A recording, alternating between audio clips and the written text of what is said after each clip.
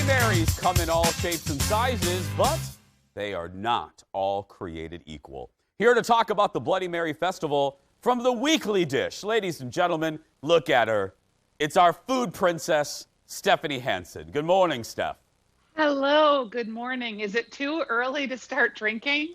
Well, Steph, we've been friends for a long time. You know the answer to that. Okay, how is this? Can you explain to the folks what? Just the mechanism. What is the festival? How does it work? Okay, normally the Bloody Mary Festival gets Bloody Mary mixes from all over the country, and they sample restaurants, and you buy your ticket, and you go to an event center, and you and 1,000 other people drink Bloody Marys, but COVID, right? Yeah. So they had to figure out a way to pivot and to do it a little bit differently. So this is Bloody Mary Fest in a box, and you get all of these mixes, enough for, they say, 12 drinks. You get some glassware, you get a cute little information about how to do your garnishes. And what you do is you watch this event that's going to be happening on March 20th at 12 o'clock noon, and you participate and learn about the makers that have made these delicious Bloody Mary mixes, and you can sample and try them. So it's like going to this festival, but it's virtual, of course. So some of the previous winners will be names that Jason Show viewers will be familiar with. One of my favorites in Stillwater, No Neck Tony's, right? Right, Steph? And then yes, the Happy Gnome and Doc's Bar and Grill. 3 good ones, right, my friend? Yes, very good. And there's a lot of good restaurant Bloody Marys in town, but a lot of the places are just starting to get open. So I think while you're waiting to kind of have a full-on outdoor patio season or going into restaurants, because some are open, some are just getting open, this will tide you over. It's $89 for the box, but you get 12 drinks and you mix your own vodka with them. And you get to watch this 90-minute presentation where you get to meet the makers. And I've done a couple of these virtual events. They're pretty fun. Okay, now before we get to the specifics of what's in the box, I just want to ask you a general question because you are a foodie, you do drink. What do you think? Because everyone, and I'm not kidding, everyone has a different like with their Bloody Mary. Some people like it spicy. Some think it's all about the tomato juice. For you, in your expert opinion, what really does make a great Bloody Mary? Where does it start? For me, it starts where everything starts in cooking, which is the ingredients. So if you're using fresh tomatoes, if you're using fresh grown peppers, if you're using seasonal ingredients, if you're dehydrating things that are tasty and delicious and putting them in your drinks. You know, some people like horseradish Bloody Marys, some people don't. It's kind of like pizza, right? Some people like deep dish, some people like thin crust. Bloody Marys really run the gamut. And that isn't even touching on the garnishes, because some people go real crazy and there's a chicken wing and a burger in the garnish. And other people keep it kind of simple. Yeah, where are you on the garnish? Because I've seen some places, Steph, they literally have a whole rotisserie chicken. I mean, and it gets a little crazy. And they have like a third grader propped up on the glass. Here's my snotty foodie opinion, okay? Oh, be snotty. Come on, Steph. Oh, yeah. If your Bloody Mary requires all of that to make it good, I have concerns. I'm a purist. I want your Bloody Mary to taste delicious. I want it to be a little thick. I want it to taste kind of like my garden tastes in the summertime, and I don't want a chicken wing in it. Girl, now see, audience, you think, now you look at her. Take a good look at Steph. You think, oh, look at her. She looks so sweet. She's so nice. Look at her, angelic. What you just heard right there, that's the Steph that I get to see when we're sitting at a booth and we're 3 cocktails in, right, Steph? Yes, that's the sizzle. That's right. Okay, what's in the box? Okay, so in the box we have, this is Brute's Bloody Mary Mix. This is from Michigan. She named it after her dog. It's got a lot of Worcestershire. I may just taste a little bit of this one. Go ahead, Steph, your segment. Yum, it's super thick. I love it. Ooh, hot too, spicy. This one is Back Pocket Provisions. This one's neat because they use all the produce from farms that people don't buy because it's ugly. So you can see it's really a different color. It looks really vegetal. What, did you just say vegetal? Did you just make up a word? No, it's a real word. It means like they take all the vegetables and they blend them all up. Okay. That one's really good. I like it. So far, we're doing really great here. The third one, this is the foodie one, Jace. This is the one that like is super chefy. It's called Toma. Toma? Mm-hmm. Okay, let's take that. How is it? That's from New Rochelle, New York. Funny enough, I like it the least so far. Oh, yeah. Oh, it's just a little too precious. Okay. This one's Pickly, Pittsburgh Pickle Company. They're a pickle company, and they sold so many pickles, they decided to make a Bloody Mary mix. Okay, take that one. Let's see how she feels on that. Oh, my gosh. I love pickles. Pickles are the best, and it makes the best brine because it's salty. So that's the This one's Nan's. Okay, so this one's from Hudson. Nan's, Naughty and Nice in Wisconsin.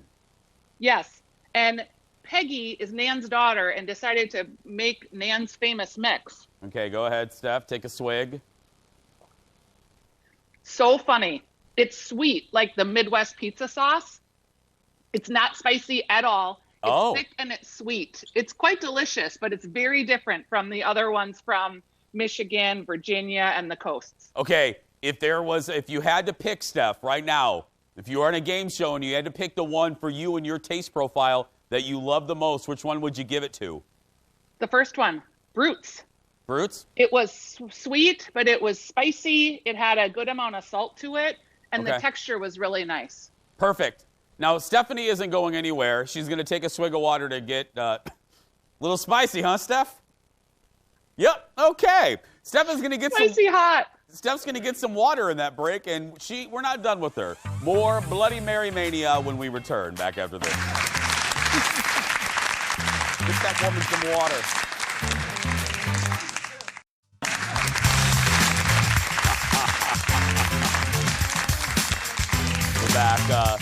We're back with Steph Hansen. Go ahead and put her up.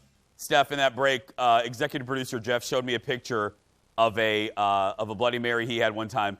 It had an egg roll, mashed potatoes, a hamburger, like pot roast, a seventh grader, a Schwinn bicycle. I mean, it was like, it was an old intern. I mean, it had it's like, you're right, that's not a drink, that's a meal. That's a meal and a daycare if we're putting all the seventh graders and the children. That's right. Okay, Steph, what we're going to do local. We did one in that last segment, but we're going to do local Bloody Mary mixes that you love right now. Take it away. Where are we starting? Yeah, so a lot of these folks would be in the Bloody Mary Festival, but because it couldn't actually come to town, they are not. So I thought, well, let's give them their own Bloody Mary Festival, right? And highlight our Minnesota makers. Absolutely. Because I'm a homegirl.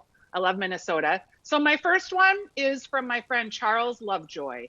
And he was a bartender at the Happy Gnome. And he made a lot of their beautiful Bloody Mary mixes. And he decided to bottle it. It is Lovejoy's Bloody Mary mix. And he's also got Burn Yo Face Off hot sauce, which is real hot. And what I love about Charles is that every time you buy his mix, money goes back into the community and it helps people that are unhoused and also kids and young adults that are having issues with mental health. So I love that about him. He's such a great guy.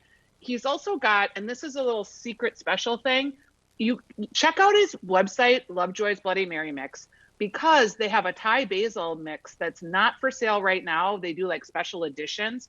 But that one is a real beauty. We've had him on the show, and I say yes to everything you just said. Admittedly, I do not love Bloody Marys. I loved his. Like, I did love that. I liked his mix.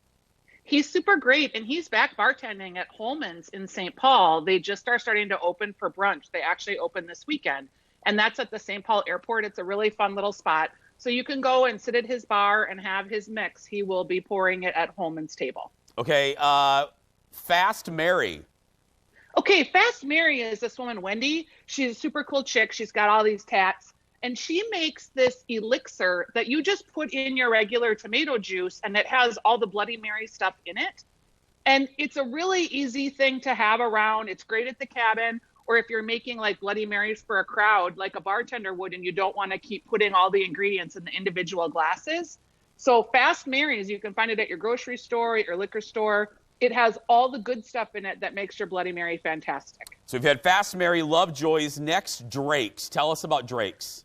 Okay, Drake's is like vegan, gluten-free, kosher. It is run by a bunch of folks in Minnesota, and they sell a pack of this organic vodka with this Bloody Mary mix. And it's pretty good. I kind of thought that it was just sort of a shill for the vodka, but I actually like the mix. And it dates back apparently back to the 1920s, the Bloody Mary does. And they just decided to sell it in companionship. So I thought that was a smart idea. Next, Here's the Deal Spice Company. Okay, this is the rim that you see. So you always want to have a little lime juice or water, and then you want to salt your rim. And this is a cute couple, Tom and Nicole, and they made this spice mix because they were getting married, and they gave it as a party favor, and it was a steak sauce rub that people liked so much they started a spice company. And now they've got the Bloody Mary mix for rimming your glass, and they're just a super cute couple. I love them so much. Their 127 mix for steak is awesome, and I really enjoy their Bloody Mary salted rim mix too. And if you don't want to salt the rim, you can just put like a teaspoon in your Bloody Mary. It's the same thing. And finally, Craft and Vine Picklery. Okay, the pickle is a big part of the Bloody Mary, right? So this guy, he's local. It's Craft and Vine Picklery. They cold press the pickles, so they have this great crunch. They stay really delicious. You can see all the herbs that they use inside the container. I just think their pickles are great. And I just started learning about these guys. And you can buy these at Kowalski's, Lunds and Byerly's, Hy-Vee. And they're just fresh. Like, they taste better than my pickles from my garden, to be perfectly honest. Well, before you leave, I got to say, you start these trends because the last time you were on, you gave me those shortbread cookies from Dueling Grandmas. And I know that you know this, but maybe, and I mentioned it once on the show, since we did that segment, that poor guy hasn't left his kitchen. He's made thousands and thousands and thousands of cookies because when you recommend something, people listen, which I love about our audience. So, yes. It makes my heart happy to support these local folks. You know, it makes a huge difference. It does. All of you watching, it really does. It is my new favorite thing about doing this show is the fact that all of you listen and take our recommendations. Steph, thank you so much. Thanks, guys. Look forward to seeing you soon. Bye, sweetie. The Bloody Mary Festival is March 20th at noon. For tickets, go to thebloodymaryfest.com and also follow Stephanie on Instagram and go to her website, stephaniesdish.com.